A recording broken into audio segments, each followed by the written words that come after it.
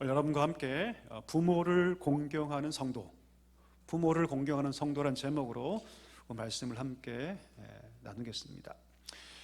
하나님께서 만드신 가장 최초의 공동체가 뭡니까? 가정입니다. 가정. 그렇죠. 가정. 하나님께서 최초의 공동체로 가정을 세우셨는데, 그 가정을 세우시면서 그 가정에 뭘 담아두셨냐면 복을 주셨어요. 복을. 다시 말하면 하나님께서 이 가정을 행복의 근원이 되게 하셨어요. 시작점. 가정을 통해서 이 땅 가운데 인간들이 생육하고 번성할 수 있도록 그 가정에 공동체를 세우시면서 복을 주셨습니다. 쉽게 말하면 무슨 말이냐면, 가정이 바로 서야지 하나님의 그 창조의 목적이 달성되고, 가정이 바로 서야지만 이 세상에 하나님의 복이 흘러갈 수 있게 된다는 사실이죠. 자, 그런데 여러분, 우리 사회를 한번 볼까요? 우리 사회 속에 보면 정말 가정이 무너진 소식을 정말 심심찮게 듣고 있습니다. 하나님께서 복의 근원으로, 복의 시작점으로, 여러분 진앙지라고 얘기하죠. 그렇죠? 고요한 물에 돌을 딱 던지면 확 퍼져가지 않습니까? 그와 똑같이 가정이 복의 진앙지가 되어서 세상을 향해서 그 복을 흘려보내라고 가정을 세우셨는데, 복의 시작점인 이 가정이 무너지고 있다, 심지어 해체되고 있다, 이런 말을 참 많이 듣게 됩니다. 가족 중심주의에서 이제는 개인주의 팽배하고 있습니다. 여러분, 그래서인지 1인 가구가 총 가구 수의 몇 프로인 줄 아십니까? 35%. 어마어마한 숫자죠. 전체 가구 수의 35%가 혼자 사는 가구입니다. 참 안타까운 상황이 되어버렸죠. 요즘 청년들이 결혼하지 않습니다. 여러분 아시죠? 결혼해도 아주 늦게 합니다. 그래서 그런 말이 있죠. 이 세상에 20대 부모는 더 이상 없다, 그런 말이 있어요. 여러분 주위에 혹시 20대 부모를 본 적이 있습니까? 저는 못 본 것 같아요. 정말로. 제가 충현교회 한 8년 9년 있었지만 거기서도 20대 부모를 본 적이 없습니다. 옛날에 저희도 20대 다 결혼했죠. 그렇죠? 예. 옛날엔 30 안 넘기려고 정말 안간힘을 썼습니다. 예, 정말 그랬어요, 여러분. 근데 지금은 그렇지 않습니다. 결혼하지 않으려고 하고, 결혼을 해도 굉장히 늦게 하죠. 3포 세대라는 말이 있습니다. 3포라는 것은 무엇이냐면 세 가지를 포기했다. 첫 번째, 연애. 두 번째, 결혼. 세 번째, 뭐죠? 출산.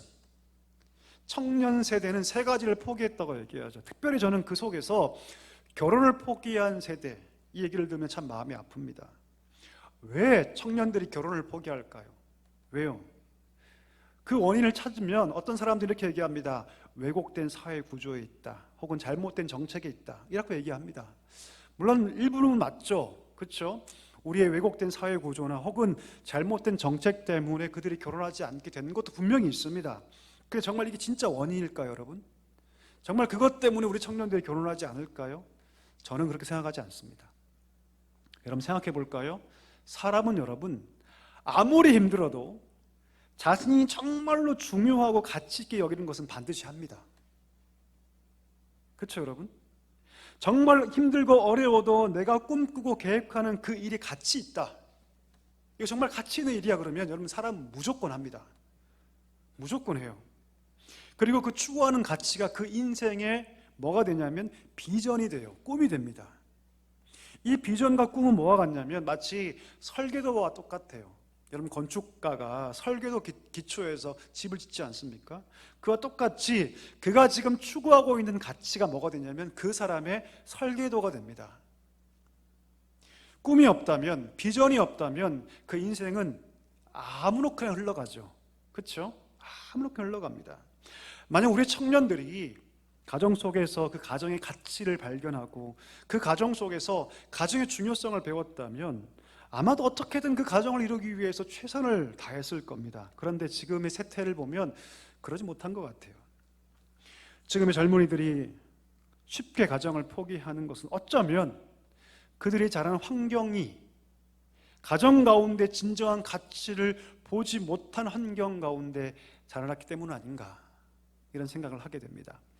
그럼 잠언 17장 1절 말씀 한번 읽어볼까요? 한번 띄워주시죠. 같이 읽겠습니다. 시작. 마른 떡 한 조각만 있고도 화목하는 것이 제육이 집에 가득하고도 다투는 것보다 나오니라. 제육이 뭐냐면 여러분 제육볶음의 제육인데 여기 무슨 말이냐면 고기 반찬, 다시 말하면 진수성찬을 얘기합니다. 무슨 말일까요?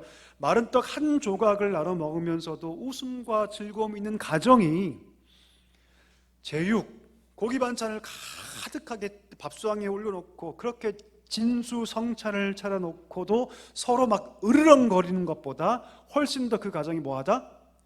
행복하다. 자, 물어보겠습니다. 여러분들은 전자의 가정입니까? 후자의 가정입니까? 제일 좋은 거는 진수성찬을 차려놓고 서로 기뻐하고 화목한 가정이 최고죠. 그렇죠? 여러분 가정 어떤 가정이십니까? 만약 여러분 가정이 회복되고 그 가정 속에서 참된 기쁨과 행복을 우리 청년들이 보았다면, 그것을 경험했다면 아마 청년들은 아무리 세태가 힘들고 어려워도 그들은 가정을 소중히 여기고 가정 중심의 가치관을 가지고 살게 될 것이 분명합니다. 혹시 여러분은 월마트를 아십니까? 미국의 월마트 들어보셨죠? 한 번쯤. 우리나라에는 왔다가 실패하고 돌아갔죠. 그렇죠? 월마트, 누가 이 회사를 창업했냐면 샘 월튼이라는 사람이 이 월마트를 창업했습니다. 여러분, 이 월마트가 얼마나 대단한 기업이냐면 판매액으로만 따지면 전 세계 1위 기업입니다. 판매액으로만 따지면 전 세계 1위 기업이에요. 그리고 시가총액이 뭐냐면 465조. 1조만 있어도 막 손이 막 떨리는데, 그렇죠? 465조입니다. 그리고 종업원 수만 230만 명. 이 샘 월튼 가문이 가지고 있는 재산의 수가 전 세계에서 4번째 정도입니다. 대단한 기업을 키운 사람이죠. 샘 월튼. 이 사람이 돌아가셨거든요. 이 샘 월튼이 여러분 죽으면서 한 말이 있습니다. 어떤 말이냐면 이런 말을 했다고 해요. 나는 인생을 잘못 살았어. 대단한 기업을 세웠지 않습니까? 시가총액만 465조. 어마어마한 기업을 세운 게 아닙니까? 미국 시애틀을 여러분 통째로 산대요. 이 정도의 재산이면 한 사람이, 한 기업이 미국 시애틀을 통째로 살 정도의 부자랍니다. 근데 그의 마지막 고백이 무엇이냐면 나는 인생을 잘못 살았어 라고 얘기했다고 합니다. 왜 그런가 봤더니 이 샘 월튼이라는 사람은 정말로 성공 중심의 삶을 살아간 거죠. 성공만을 위해서 열심히 달리다 보니까 가족에 대해서 전혀 관심을 가졌지 않았답니다. 자기 자식에 대해서는 전혀 아는 바가 없었고요. 심지어 손자, 손녀들의 이름조차 외우지 못했다고 합니다. 성공만을 위해 산 사람이죠. 죽음에 이르러서야 그 모든 것이 보이기 시작하고 후회를 했다고 합니다. 여러분, 사람은 짐승이 아니죠. 그렇죠? 짐승과 무슨 차이가 있습니까? 짐승들은 여러분 좋은 거처 혹은 좋은 먹거리만 있으면 만족합니다. 행복해합니다. 하지만 사람은 그렇지 않죠. 물론 우리가 돈이 없을 때, 가진 것이 없을 때, 집이 없을 때는요, 와, 정말 집이 있었으면 참 좋겠다. 제가 첫 신혼집을 저희 봉천동 고갯길에 한 4평 되는 집에 시작했거든요. 그때 정말로 갖고 싶었던 게 뭐냐면 집이었어요. 한 20평대만 살았으면 한이 없겠다. 정말 여한이 없겠다. 물론 여러분, 집이 없고 먹을 것이 없으면 그것이 주어지는 것이 행복일 수 있습니다. 근데 여러분, 그것이 주어지면, 먹을 것이 풍족해지고 좋은 집이 주어지면 그때 비로소 깨달아요. 내가 좋은 것을 먹고 좋은 집에 살고 좋은 차를 타서 행복한 것이 결코 아니구나. 이것을 그때 비로소 깨닫게 됩니다. 사람은 언제 만족하게 되냐면 그 인생 가운데 진실하고 아름다운 관계에서 오는 평안과 기쁨이 반드시 필요합니다. 이것이 없으면요, 사람은 만족할 수가 없습니다. 하나님이 가장 가까이에서 이 평안과 사랑을 누리라고 어느 곳으로도 끊을 수 없는 피로 맺어진 가정을 우리 가운데 허락하신 이유가 바로 여기 있습니다. 바로 여기 있어요. 행복이 멀리 있는 것이 아니라는 거죠. 많은 사람들은 행복을 멀리서 찾습니다. 내가 성공하면, 저기 보이지 않는 저기 가서 내가 성공하면, 내가 열심히 달려가서 저 성취점을 내가 꼭 찍으면 내가 행복하게 될 거라고 생각하는데 하나님 그렇게 말씀하지 않으세요. 행복이 어디 있다?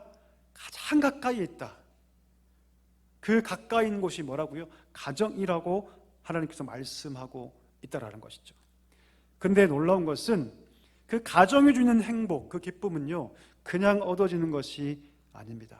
반드시 노력이라는 과정을 통해서 그 행복은 얻을 수 있는 거예요. 마치 여러분 조각가가 조각품을 깎을 때 하나하나 정성껏 깎아내지 않습니까? 그와 똑같습니다. 정성스럽게 자신을 깎아낼 때, 나를 깎아낼 때 비로소 그 가정 안에 하나님께서 담으신 진짜 행복과 평안함이 우리 삶 가운데 비로소 찾아오기 시작한다는 것이죠. 무엇보다 가정 안에서 관계가 회복될 때, 부모와의 관계, 자식과의 관계, 그 관계가 회복될 때 비로소 그 가정이 어떤 가정? 행복한 가정. 반대로 하나님께서 가장 가까운 곳에 이 행복을 담아두셨는데 그 관계가 틀어지기 시작할 때 가장 가까이 있는 그 가정 속에서 불행이 시작되는 거죠. 고통이 시작됩니다. 여러분 십계명 알고 있지 않습니까? 십계명이 총 몇 계명입니까? 10가지 계명이죠. 그렇죠? 예. 1부터 네 번째까지 계명은 하나님과의 관계를 얘기합니다. 그리고 5계명부터 마지막 10번째 계명까지는 어떤 관계? 사람 사이의 관계를 말해주고 있어요. 어떤 분은 그렇게 얘기하죠. 예수만 잘 믿으면 되지. 아니 여러분, 신앙은 반드시 하나님과의 관계와 더불어서 사람과의 관계까지 연결됩니다. 하나님과의 관계가 좋은 분들은요, 결국 사람과의 관계도 좋은 관계로 나아갈 수밖에 없어요. 어떤 분들이 만약에 사람과의 관계가 깨어있는 것을 본다면 그분의 삶을 잘 돌아보면 무엇이 깨져 있는 경우가 많냐면 하나님과의 관계가 깨어있는 경우가 굉장히 많습니다. 하나님과의 관계와 사람과의 관계는 연결되어 있다. 이것을 우리가 알아야 한다는 것이죠. 그 가장 기초가 되는 것이 무엇이냐면 가정인데, 그 가정 안에서도 가장 중요한 관계는 무엇이냐면 부모와의 관계입니다. 부모와의 관계. 오늘 그 말씀을 하고 있는 거예요. 우리 모든 사람과의 관계 속에 가장 중요한 것은 바로 부모와의 관계이다. 오늘 본문을 통해서는 여러분들이 또 제가 우리 모두가 왜 하나님이 그다지도 그렇게 부모에 대한 관계를 강조하고 계시는지, 왜 부모를 사랑하라고, 왜 부모를 공경하라고, 부모를 왜 경외하라고 말씀하시는지 그 깊은 교훈의 의미를 우리가 함께 깨닫는 시간 되었으면 좋겠습니다. 여러분 한자 하나를 보여주겠습니다. 한번 띄워주시죠. 이 한자 아십니까? 무슨 한자죠? 제가 이거 준비하면서 이런 마음 들었습니다. 우리 성도들은 아마 다 아실 거다. 어떤 한자냐면 친자예요. 친자. 어떤 친자냐면 친할 친자. 친할 친자. 이게 여러분 어떤 뜻이냐면 가장 가까운 혈육 관계를 나타내는 그런 한자입니다. 친할 친자. 우리가 보통 부모를 그냥 부모로 얘기하지 않고 뭐라고 얘기합니까? 친부모. 그렇죠? 자식을 그냥 자식이라 얘기하지 않고 뭐라고 얘기합니까? 친자식. 아버지를 뭐라고 합니까? 친부. 어머니를 뭐라고 합니까? 친모라고 얘기하죠. 그때 그 친자가 이 글자입니다. 이 글자. 친할 친자. 근데 여러분 이 한자가 만들어진 배경이 있어요. 한 스토리가 있습니다. 옛날 아주 옛날 한 아들이 살았습니다. 근데 이 아들이 누굴 모시었냐면 홀 어머니를 봉양하고 있었어요. 근데 가진 게 아무것도 없었어요. 그가 하는 직업이 무슨 직업이었냐면 나무를 패서 장작을 시장에 파는 일을 했어요. 근데 시장이 굉장히 멀리 있었답니다. 그래서 아들이 매일마다 그 지게에다가 나무를 쥐고 시장에 그걸 팔러 갔는데 나무가 잘 안 팔리고 오랫동안 시간이 걸려서 그 아들이 올 때를 기다리면서 그의 어머니가 길거리에 나가서 그 아들을 기다렸답니다. 근데 계속해서 그 아들이 오지 않으니까 이제 나무에 올라가서 언제쯤 올까 동그바퀴를 바라보면서 그 아들을 이렇게 기다리는 장면이 이 한자에 다 담겨 있어요. 한자 보니까 맨 위에 왼쪽에 어떤 한자가 붙어 있습니까? 입자죠. 입자. 설립자죠. 그렇죠? 이건 뭐냐면 그의 어머니가 그 아들을 기다리는 마음으로 길가에 서 있는 거예요. 이렇게 아들이 언제 오나. 아들이 오지 않아요. 그럼 어디에 올라갑니까? 나무 밑에 보면 뭐가 있죠? 목자가 있죠. 목자. 역시 우리 사랑교회 성도님들은 대단하십니다. 그 나무 위에서 지금 뭘 보고 있는 거예요? 아들을 지금 보고 있는, 찾고 있는 거예요. 언제쯤 올까? 그래서 여러분 오른쪽에 뭐가 붙어 있습니까? 볼견자가 붙어 있어요. 설립자, 나무목자, 볼견자가 붙어 있어요. 이건 뭐냐면 어머니의 마음이 그대로 담겨 있는 한자가 이 친할 친자입니다. 이 한자가 어디까지 가냐면 친구까지 가죠. 친구. 우리가 친구라고 얘기하죠, 그렇죠? 이 친구 한자인데요, 이 친할 친자에 옛구자, 오래됐다는 뜻의 구자를 붙입니다. 사실 친구는 가족 관계가 아니죠, 그렇죠? 근데 가족과 같은 사이라 해서 친구라고 합니다. 오랫동안 알고 지낸 친한 사이. 지금이야 우리가 조금만 뭐 하면 친구 아이가 막 그러는데 사실은 그게 아니에요. 사실은 오랫동안 알고 지낸 사이, 가족 같은 사이를 뭐라고 한다? 친구라고 얘기합니다. 내려주십시오. 이 한자에는 여러분 부모의 마음이 그대로 담겨 있죠. 자식을 낳아서 갖은 정성을 다해서 키울 뿐 아니라 심지어 어른이 돼서도 그 아이를 위해서 기도하며 최선을 다해 사는 부모, 그 아이가 힘들까봐, 걱정할까봐, 어려울까봐 노심초사하는 부모의 마음이 이 한자에 다 담겨 있습니다. 자기는 힘들 수 있어도 내 자식만큼은 잘 살게 해주겠다는 그 일념으로 수고 헌신을 아끼지 않는 부모의 마음이 이 한자에 고스란히 담겨 있습니다. 그러니 당연히 여러분, 당연히 자식들은 부모에게 뭐 해야 됩니까? 효를 다해야 합니다. 부모님의 이 사랑을 받은 자라면 당연히 부모에게 효도하는 것은 인간의 근본이죠. 십계명이 이 사실을 너무너무 잘 담고 있습니다. 출애굽기 20장 12절 말씀 한번 읽어볼까요? 같이 읽습니다. 시작. 내 부모를 내게 준 땅에서 내 생명이 길리라. 몇 번째 계명입니까? 5번째 계명입니다. 사람과 사람 사이에 있는 그 5에서 10가지 계명 중에 첫 번째 계명이죠. 다시 말하면 부모님을 공경하는 것이 인간에 대한 하나님의 가장 중요하고 으뜸되는 계명이라고 말씀하세요. 여러분, 레위기 19장 3절도 한번 읽어볼까요? 띄워주시죠. 같이 읽습니다. 시작. 너희 각 사람은 부모를 경외하고 나의 안식일을 지키라. 나는 너희 하나님 여호와이니라. 아멘. 여기 보니까 부모를 뭐하고? 경외하고. 이 경외란 단어가 야레, 굉장히 유명한 단어죠. 야레란 히브리어 단어입니다. 이 경외란 단어는 보통 어떤 단어하고 붙어 쓰냐면 하나님, 여호와와 붙어 쓰는 단어입니다. 다시 말하면 여호와를 경외하라 할 때 그 경외한 단어가 이 야레란 단어예요. 자, 그런데 오늘 하나님께서 뭐라 말씀하시냐면 이 경외란 단어, 어쩌면 하나님께만 붙여줄 수 있는 이 경외라는 단어를 어디 붙이냐면 부모님께 붙여요. 사람에 불과한 부모인데 하나님은 하나님께 붙여 쓰이는 이 단어인 이 야레라는 경외라는 단어를 부모에게 붙여서 말씀하세요. 그리고 뭐라 말씀하시냐면 너희가 안식일을 지킬 때 반드시 점검해야 할 것이 하나가 있는데 그것은 무엇이냐면 내가 지금 부모를 경외하고 있는가를 점검하고 뭐하라? 안식일을 지켜라. 놀랍지 않습니까? 놀랍지 않습니까, 여러분? 안식일이 어떤 날입니까? 안식일은 창조주 하나님을 기억한 날이죠. 주권자 하나님을 기억하는 날이죠. 이 모든 우주 만물이 하나님께서 지으신 것을 알고 그 우주 만물을 주관하는 이가 인간, 내가 아니라 누구다? 하나님이시다. 그것을 믿음으로 고백하며 합당한 영광과 경배와 예배를 드리는 날이 어떤 날입니까? 안식일 주일이에요. 자, 그런데 하나님께서는 이 안식일을 기억하며 지킬 때 반드시 점검할 것이 하나 있는데 그것은 무엇이다? 너희가 지금 부모를 경외하고 있느냐를 점검하고 와라. 이렇게 말씀하는 거예요. 왜 하나님 이렇게 말씀하실까요? 그것은 부모를 경외함을 통해서 하나님을 경외할 수 있기 때문입니다. 부모를 경외하는 것 자체로 중요한 의미가 있는데 거기에 덧붙여서 더 나아가서 부모를 경외함을 통해서 하나님 경외하기를 배울 수 있기 때문입니다. 세상에 많은 관계들이 있죠. 많은 관계 속에 많은 대상들이 있죠. 그 중에서 가장 하나님을 잘 보여주는 대상이 누구냐면 부모입니다. 부모예요, 여러분. 목회자도 아니에요. 우리 부모님이 하나님을 가장 잘 보여줘요. 그 이유가 3가지가 있습니다. 첫 번째, 부모님은 우리를 만든 존재이기 때문입니다. 다시 말하면 우리의 시작점이 어디 있다? 부모님께 있어요. 그 부모님을 경외함을 통해서 우리를 창조하시고 우리를 가능하게 하신 하나님에 대한 경외한 마음이 자연스럽게 우리 가운데 생기게 되는 거죠. 이 첫 번째 이유예요, 여러분.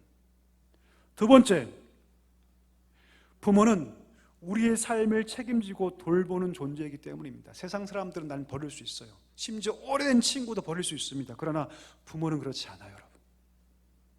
부모는 우리를 책임지고 돌보는 존재입니다. 우리를 책임지고 돌보는 그 부모에 대한 경외함은 우리의 인생을 세밀하게 돌보시고 책임지시는 그 하나님께로 이어집니다. 그리고 하나님 더욱더 경외하게 되는 것이죠. 이 두 번째 이유예요. 마지막 세 번째 이유, 부모는 여러분 우리를 교육시키고 성장시키기 때문입니다. 여러분, 건강한 부모는요 자식들 키우기를 원해요. 성장시키기를 원해요. 가르치기를 원합니다. 무엇이 옳은지 그른지 어떤 길이 합당한지 알려주기를 원해서 그들이 바른 길로 바르게 성장하기를 기뻐하죠. 하나님 똑같습니다. 하나님께서 우리 가운데 성령을 주셔서 우리가 그리스도의 장성한 분량까지 성장시키는 분이 누구십니까? 하나님이세요. 그러니까 부모의 그 수고를 통해서 우리가 하나님의 수고를 보게 되는 것이죠. 우리를 성장시키길 원하시는 그 부모의 마음을 통해서 우리가 하나님의 마음을 알게 되고 자연스럽게 하나님을 경외하게 되는 것이죠. 이런 이유 때문에 하나님은 안식일을 지킬 때 하나님만 기억하는 것이 아니라 누구를 경외하는 마음으로 그 안식일을 지켜라? 부모를 경외하는 마음으로 안식일을 지켜라. 그것과 하나님 경외함이 다르지 않기 때문이다. 연결되어 있기 때문이다라고 하나님께서 말씀하세요. 자, 그러면 요거 정반대로 행하면, 부모를 경외하지도 않고 부모의 말을 따르지 않으면 구약에서 어떻게 했을까요? 한번 읽어볼까요? 궁금하시죠? 별로 안 궁금하신가요? 궁금하시죠? 자, 구약율법에서는 부모의 말을 거역하고 부모를 따르지도 않고 경외하지도 않고 가볍게 여기고 이런 사람 어떻게 했을까요? 한번 읽어볼까요? 신명기 21장 18절에서 21절 말씀 같이 읽겠습니다. 시작. 사람에게 완악하고 패역한 아들이 있어 그의 아버지의 말이나 그의 어머니의 말을 순종하지 아니하고 부모가 징계하여도 순종하지 아니하거든 그의 부모가 그를 끌고 성문에 이르러 그 성읍 장로들에게 나아가서 그 성읍 장로들에게 말하기를 우리의 이 자식은 완악하고 패역하여 우리 말을 듣지 아니하고 방탕하며 술에 잠긴 자라 하면 그 성읍의 모든 사람들이 그를 돌로 쳐 죽일지니 이같이 내가 너희 중에서 악을 제하라. 그리하면 온 이스라엘이 듣고 두려워하리라. 그 자식 어떻게 알아? 어떻게 알아? 갑자기 구약에 태어나지 않는 것이 굉장히 감사해지시죠. 그렇죠? 우리가 구약에 태어났으면 여러 번 돌을 맞았을 겁니다. 아마 21절 보십시오. 여러분 극단적 상황 아닙니까? 부모가 자식을 고발해서 그 자식이 온 백성 사람 가운데 돌 맞아 죽는 상황, 극단적 상황이 아닙니까? 근데 하나님 뭐라 말씀하시냐면 이렇게 해서 너희 중에 뭘 제거하라? 악을 제거하라. 부모를 경외하지 않고 심지어 부모를 말을 거역하고 대적하는 것을 하나님 뭐로 규정하신다? 악으로 규정하세요. 악으로. 그래서 신명기 27장에 보면 하나님께서 그를 어떻게 할 것이다? 저주할 거라고 말씀하세요. 저주할 거라고. 하나님은 율법에서부터 부모를 경외하는 것이 얼마나 중요한지 못 박으셨던 분입니다. 오늘 우리가 보고 있는 이 에베소서는요 그 정신을 그대로 계승합니다. 오늘 바울은 여러분 구약의 율법과 조금 더 틀리지 않는 그 말씀 그대로 그냥 가지고 똑같이 얘기를 합니다. 부모를 뭐하라? 경외하라. 경외하라. 그리고 부모를 경외하는 두 가지 방법을 소개하는데요. 첫 번째는 한번 따라 하실까요? 부모를 공경하는 것이다. 한번 따라해 주십시오. 공경한다. 공경한다. 두 번째, 순종한다. 순종한다. 공격하는 거 아닙니다, 여러분. 공경하는 것입니다. 자, 그러면 공경이라는 뜻이 무엇일까요? 부모를 공경한다. 이 단어가 여러분 티마오라는 단어입니다. 티마오. 헬라어로 티마오. 어떤 의미냐면 가치 있게 여기다는 뜻이에요. 가치 있게. 어떤 대상을 가치 있게 여기다. 너무너무 가치 있다. 다시 말하면 부모를 공경한다는 건 뭐냐면 부모가 내게 너무 가치 있는 존재라는 것을 인정하는 거예요. 아, 우리 부모는 내게 정말 가치 있지, 너무나 소중하지라고 여기는 것입니다. 이 시대를 한번 볼까요? 부모가 힘이 빠지고 늙고 병들면 가치 없다고 여기는 시대가 아닙니까? 부모에게 힘이 없고 부모에게 돈이 없어지면 가치 없다고 여기지 않습니까? 어떻습니까? 제가 신방하다 보니까 옛날에 숭영교회에서 신방하다 보니까 돈 많은 권사님 계셨어요. 제가 그랬어요. 어유 권사님 나이가 벌써 80 후반이신데 재산 어떻게 하시려고 그러세요? 그랬더니 주긴 줄 건데 지금은 안 줘 그러더라고요. 왜요? 그랬더니 재산 줘버리면 사형제였거든요. 자식들이 안 온다는 거예요. 그런 친구들이 숱하게 많대요. 너무 재산을 빨리 줘버리니까 자산을 다 나눠먹고 자식들이 안 온대요. 여러분 찾지를 않는데요. 그래서 자기는 끝까지 붙들고 있을 거라고 하더라고요. 이게 세상의 방법이죠. 세상의 경향성이죠. 돈이 없고 힘이 빠지고 연약해지면 부모가 가치 없다고 여기죠. 그런데 오늘 하나님 뭐라 말씀하시냐면 부모가 힘이 없고 부모의 나이가 어떻든 그분이 물질을 갖고 있든 그와 상관없이 부모가 내게 가치 있는 존재라고 여겨라 말씀하신 이게 공경입니다. 티마오. 부모님이 내게 가치 있다. 이게 첫 번째 내면의 자세죠. 내면만이 아니라 그 마음을 기반해서 뭐하라? 순종하라. 순종하라. 이 단어의 여러분 어원 뜻은 뭐냐면 그 첫 번째로 마음을 열다는 뜻이 있어요. 순종하게 뭐하다? 마음을 열다. 부모님께 순종하는 것은 무엇이냐면 그분을 향해서 마음을 여는 겁니다. 마음을 열고 그 말씀을 경청하고 그 말씀을 따르는 거죠. 내가 많이 배웠다고 해서 여러분 우리 부모님 나보다 학력이 떨어지고 약하다고 해서 무시하는 게 아니라 그분을 향해서 마음을 열고 그 말을 경청하고 그 말을 따르는 것, 이것이 무엇이냐면 순종입니다. 여러분 부모님들이 완벽한 존재입니까? 차마 말씀 못하시는군요. 부모님들도 여러분 완벽하진 않습니다. 때로는 적절하지 못한 말씀을 할 수도 있죠. 그런 행동을 할 수도 있죠. 그러나 그렇다고 해서 무시하거나 귀를 닫아버리거나 마음을 닫으면 절대 안 됩니다. 순종은 무엇이냐면 그분을 향하여서 마음을 여는 것으로 시작하기 때문입니다. 마음을 다해서 그 마음을 경청하고 그 말씀에 순종하면 그럼 부모님이 어떤 감정을 가지실까요? 내 자식이 내 말을 듣고 내 자식이 내 말에 순종하면 부모님은 어떤 마음이 드십니까? 기뻐하게 돼요. 여러분 부모님, 자식들이 여러분 말에 순종한다고 생각해 보십시오. 어떤 마음 가질까요? 기쁘죠. 기쁘죠. 우리 예진이와 예영이가 딸 둘이 저한테 했는데 제 말을 잘 들으면 저는 아주 기쁠 것 같아요. 정말 기쁠 것 같아요. 자, 그런데 그렇게 부모님이 기뻐할 때 하나님도 함께 기뻐하신다고 얘기합니다. 읽어볼까요? 골로새서 3장 20절 말씀 같이 읽습니다. 시작. 자녀들아 모든 일에 부모에게 순종하라. 이는 주 안에서 기쁘게 하는 것이니라. 우리 부모님이 기뻐할 때 누구도 기뻐하신다? 하나님도 기뻐하신다. 이렇게 말씀하고 있는 거예요. 여러분 우리가 기쁨이 주어지면 뭐가 열리냐면 지갑이 열립니다. 지갑이 열려요. 우리 자녀들이 여러분 내 말을 잘 듣고 순종해서 우리 부모님들이 기뻐지면요 어떤 마음이 드냐면 다 해주고 싶은 마음이 들려요. 그래, 네 원하는 게 뭐야? 내가 다 해줄게. 너 어떤 선물 받고 싶어? 내가 다 해줄게.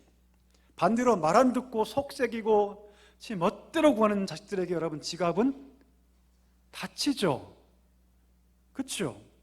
하나님 똑같아요. 여러분 우리가 부모님께 순종할 때 부모님은 기뻐하는 것이 아니라 하나님도 기뻐하시는데 하나님의 지갑이 열립니다. 오늘 그 얘기를 3절에서 하고 있어요.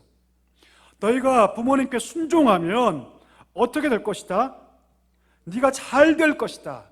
땅에서 장수하게 될 거라고 얘기합니다. 여러분 이 말씀은요 신명기 5장 16절 말씀을 그대로 갖고 왔거든요. 바울이 그대로 갖고 왔습니다. 여러분 우리가 알듯이 이 이스라엘 땅이 얼마나 많은 땅을 빼앗깁니까? 얼마나 많은 외세 침략을 받습니까? 그래서 그들이 그 땅에서 잘 되고 오랫동안 그 복을 누리는 것은 가장 중요했어요. 가장 큰 축복으로 여겼습니다. 무슨 말이냐면 부모를 경외하는 자는 결국 하나님께서 그를 기뻐하기 때문에 하나님의 지갑이 열린다는 뜻이죠. 그리고 하나님께서 그의 인생 가운데 복을 주겠다. 복을 주겠다. 부모를 경외하며 하나님 경외하기를 배우고 부모를 경외하며 하나님을 기쁘시게 할 때 하나님의 지갑이 열려 내가 너희 삶 가운데 복을 주겠다고 하나님께서 약속하고 계신다는 것이죠. 말씀을 정리하기를 원합니다. 사랑하는 성도 여러분, 하나님께서는 이렇게까지 말씀하시며 오늘 우리에게 부모를 경외할 것을 말씀합니다. 부모님이 약할 수 있습니다. 불완전할 수 있어요. 그러나 그럴수록 더 어떻게 해야 합니까? 공경해야 합니다. 가치 있게 여겨야 됩니다. 우리 부모님들에게 너무너무 가치 있어. 너무너무 소중해. 약해질수록, 부족해질수록 그렇게 더 느껴야 합니다. 마음으로 우리 부모님은 정말 중요하고 내게 가치 있는 존재로 여기면서 효를 다하는 것, 그리고 그 부모의 말에 마음을 열고 그 말에 순종하며, 부모님이 기뻐하실 때 누구도 기뻐하신다? 하나님도 기뻐하신다. 하나님 기뻐하시면 뭐가 열린다? 하나님의 지갑이 열려요, 여러분. 믿으십니까? 믿으세요? 그게 부모의 마음이기 때문이에요, 여러분. 부모의 마음입니다. 하나님의 지갑이 열려요. 오늘 약속하고 계시잖아요. 네가 잘 될 것이다. 걱정하지 말아라. 네가 땅에서 장수할 것이다. 걱정하지 마라. 하나님께서 약속하고 계시지 않습니까? 저는 이 복이 우리 사람께 모든 가정에 충만하게 임하게 되기를 축복합니다. 아멘이십니까? 이 복이 우리 모든 자녀들에게 충만하게 임하게 되기를 간절히 소망합니다.